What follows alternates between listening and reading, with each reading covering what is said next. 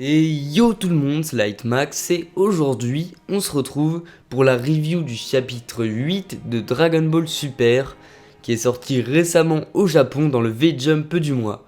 Alors le scénario reprend juste après celui du chapitre 7, c'est-à-dire que le tournoi va commencer et que les combattants doivent se préparer, doivent se mettre à la table pour le test écrit que Vegeta avait demandé. Goku et Vegeta remarquent Frost qui ressemble vraiment à Freezer et Piccolo fait la remarque que contrairement à Freezer, il n'a pas une aura maléfique, il n'y a aucune cruauté dans son âme. Goku fait ensuite la remarque sur Magetta, donc le sorte de robot, et en fait il fait la remarque qu'il ressemble vraiment à un robot et il se demande s'il est vraiment humain. Et il y a ensuite le Saiyan de l'univers 6 qui remarque Goku et Vegeta et il leur demande s'ils sont des Saiyans. Et Vegeta lui dit bien joué, je pensais pas que tu devinerais qu'on est des Saiyans. Et il lui demande s'il y en a dans l'univers 6 et lui répond je suis moi-même un Saiyan. Et les deux sont vraiment étonnés, ils tombent presque par terre. Et Vegeta fait justement la remarque qu'il porte la même armure que les Saiyans avaient avant de se faire conquérir par Freezer. Et donc là on peut supposer que le Frost qui est dans l'univers 6 était le Freezer de l'univers 7, son équivalent, ça ne fait quasiment aucun doute. Et étant donné qu'il est gentil, et ben les Saiyans n'ont pas été conquis et ils sont restés indépendants. Et d'ailleurs, ils ne sont pas méchants, ils n'ont pas conquéri de planète, puisque c'est ce que Goku leur a demandé. Et donc, il dit qu'il vient de la planète Salade. Vegeta dit quoi, Salade existe encore et tout, donc là ça montre vraiment que les deux univers étaient semblables à l'origine mais qu'ils ont vraiment évolué différemment. Et donc c'est une théorie qu'on a depuis maintenant plusieurs mois et qui se révèle vraie. Et donc Vegeta, après toutes ces différences, demande si finalement ce sont une race de guerriers. Eh bien oui, les Saiyans de l'univers 6 sont des guerriers mais ils sont juste pacifiques. Ils sont juste engagés pour éliminer les malfaisants. C'est une sorte de patrouille galactique de l'univers 6. Et Son Goku dit ouais c'est vraiment cool. Et donc le test écrit commence puisque Vados les appelle. Et Vegeta dit qu'il voudrait visiter la planète Salade plus tard. Et enfin bref, le test commence. Donc ils ont 10 minutes pour répondre à 10 questions. Tout le monde réussit, tout le monde trouve ça assez facile. Sauf Boo.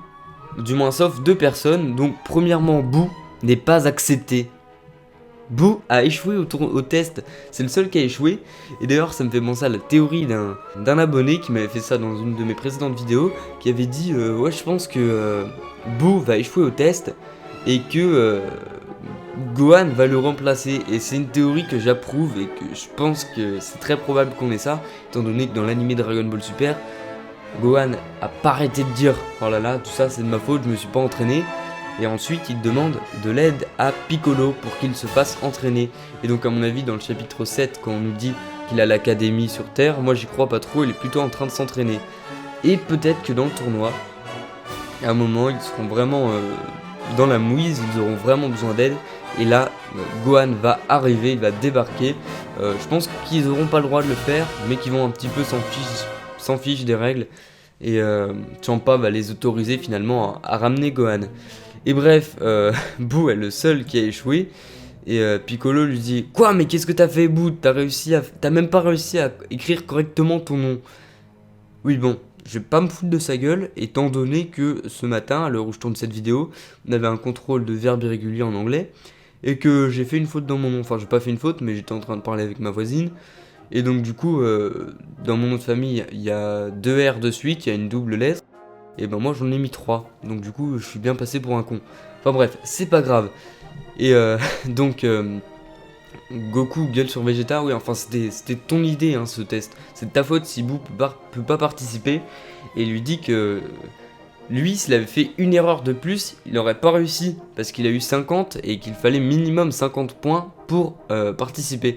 Donc Beerus est vraiment énervé, Goku, Piccolo et Vegeta font un Jonken, donc le Shifumi, le pierre-feuille-ciseau au Japon, pour savoir dans quel ordre ils vont combattre. Donc ça c'est un grand classique de Dragon Ball, on avait déjà ça avec le commando Ginyu ou même ailleurs, et ça fait plaisir de voir ça. Donc c'est Goku qui va se battre en premier, pendant que Piccolo se battra en deuxième, et Vegeta en 3ème. Monaka, lui, ou Grand Mamelon, se battra en dernier. Et donc les combattants se mettent directement sur le ring, à savoir Goku et Botamo, le sorte de nounours, celui qui ressemble un petit peu à Winnie l'ourson en plus méchant. Et il y a le présentateur qui dit qu'il faut faire l'hymne de l'univers. Donc là c'est une sorte de pingouin extraterrestre un peu bizarre, qui chante l'hymne "L'univers est grand, prosternez-vous devant". Et c'est tout, voilà, c'était le seul hymne. J'ai trouvé ça assez sympa, c'est marrant.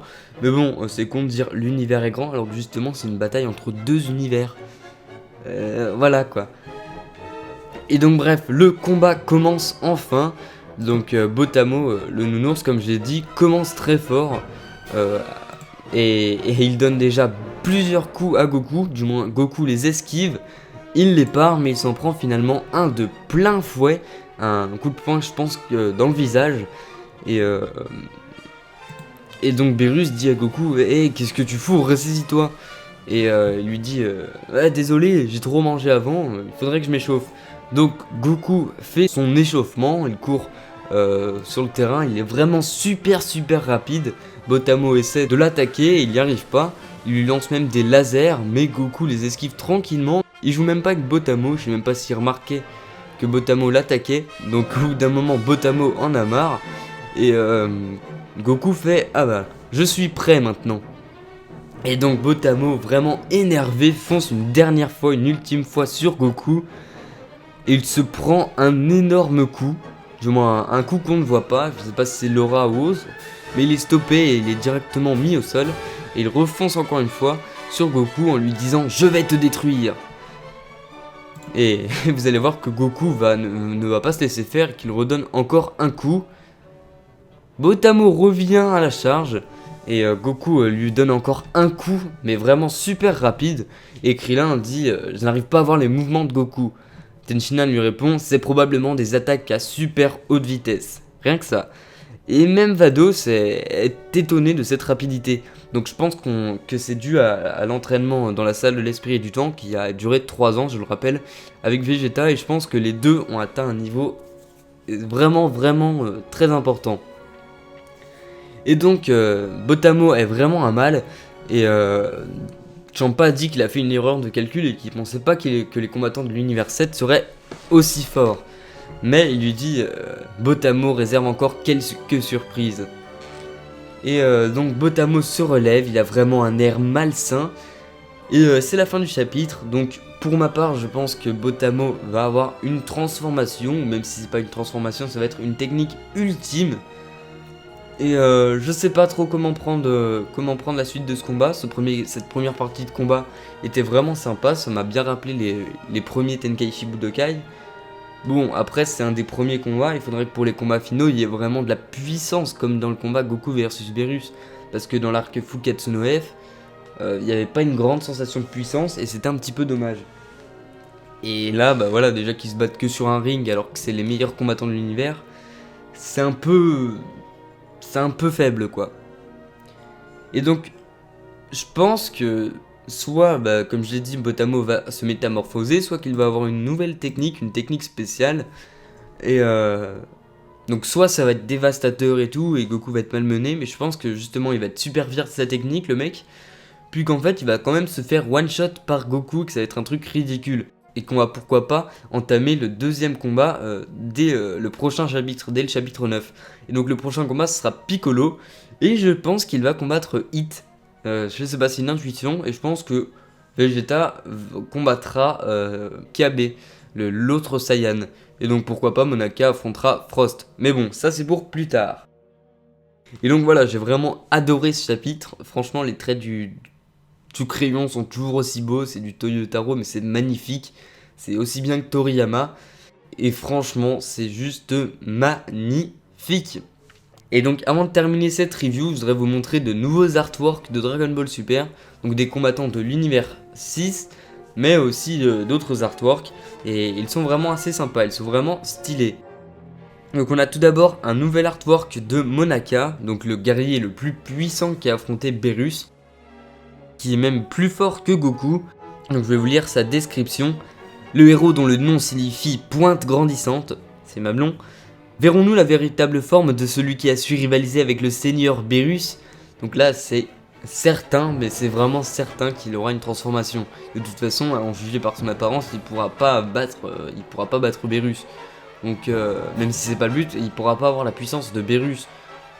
Et donc c'est quasiment certain qu'il se transformera. Mais bon, ça on s'en doutait déjà. Donc on a un artwork pour Magetta. De la fumée sort de sa tête, quelque chose brûle à l'intérieur de son corps. Bien qu'on dirait un robot, il fait en réalité partie de la race extraterrestre des Metalman. Quelle technique possède-t-il? Donc voilà, je le trouve vraiment stylé, il me fait penser à un Pokémon. Il me fait vraiment penser à un Pokémon, comme Golemastoc ou autre, mais voilà, il me fait vraiment penser à un Pokémon ce design. Donc Botamo, le guerrier que Goku a affronté, son corps ressemblant à un ours nous suggère la force de Botamo. A première vue, son corps est brillant et n'a aucun poil. C'est bizarre pour un ours. Kiabe, le Saiyan. Il existe aussi des Saiyans dans l'univers 6. En voici un, Kiabe. Contrairement à Vegeta et aux autres Saiyans de l'univers 7, son armure est différente. Mais qu'en est-il de son vrai pouvoir? Et bien justement, son pouvoir, je sais pas, je pense qu'il aura quand même une transformation, parce que sinon ce serait vraiment abusé. Et faut pas oublier que les univers sont jumeaux, donc normalement les Saiyans devraient avoir des puissances assez équivalentes, donc à mon avis il aura une transformation.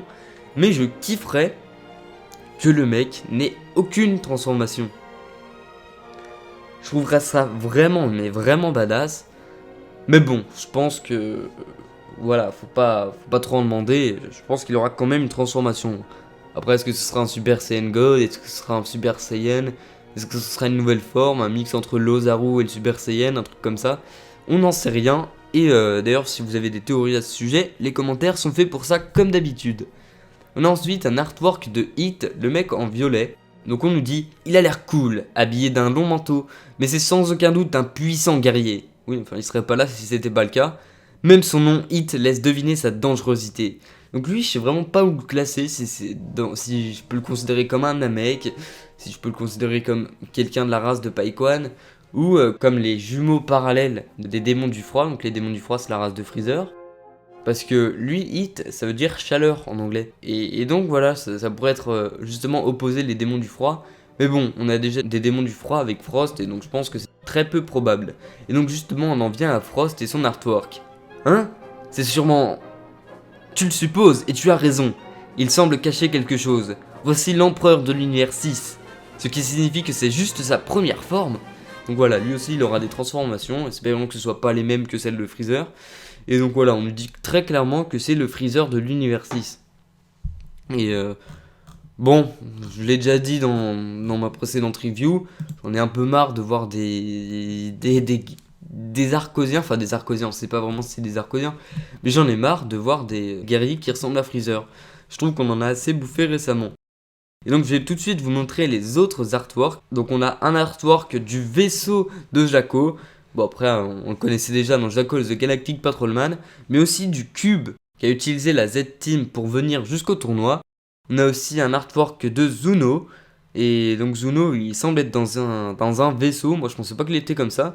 Mais bon pourquoi pas. On a aussi un artwork du présentateur, des Kaioshin de l'univers 6, du chanteur de l'hymne de l'univers 6 et de la sœur de Bulma qui se nomme je me souviens plus de son nom, qui se nomme Tight, oui. Et donc qu'on a déjà vu dans Jaco. N'hésitez pas à voir ma review sur le sujet si vous n'avez toujours pas lu ce manga. Et j'aimerais aussi faire encore une petite parenthèse pour parler du fait qu'Akira Toriyama, donc l'auteur de Dragon Ball, se plaint de l'animation catastrophique de Dragon Ball Super. Ça a été publié dans le Super History Book à l'occasion des 30 ans de Dragon Ball. D'ailleurs, je vais peut-être l'acheter. Mais bon, je vais essayer d'attendre une traduction française, ce serait plutôt pas mal. Et donc, il se plaint vraiment de la qualité de Dragon Ball Super. En même temps, on peut pas vraiment lui en vouloir. Et voilà, je pense qu'il voit son œuvre massacrée. Et ça doit vraiment être dur pour lui. Parce que nous, on est des fans, on est déçus, mais bon, c'est relatif, alors que lui, c'est son œuvre, quoi. C'est comme si, moi, par exemple, je suis en train de faire un fan manga, je me fais encore de la pub, même si de toute façon, j'ai fait que 3 pages, mais parce que j'ai jamais le temps de m'y mettre à cause de YouTube, de plein de trucs. Et et ben voilà, si on piétinait mon fan manga, je trouverais ça un peu dégueulasse. Et donc voilà, c'est tout ce que j'avais à dire pour cette review. N'hésitez pas à me faire part de vos avis, de vos commentaires. Si vous avez des théories, faites-m'en part aussi. Ça pourrait être sympa, et si elles sont intéressantes, je les ferai pourquoi pas en vidéo. N'hésitez pas à me follow sur Facebook et Twitter, ainsi que sur Google+. Et on se dit à la prochaine pour une nouvelle vidéo. The Timothy Collier.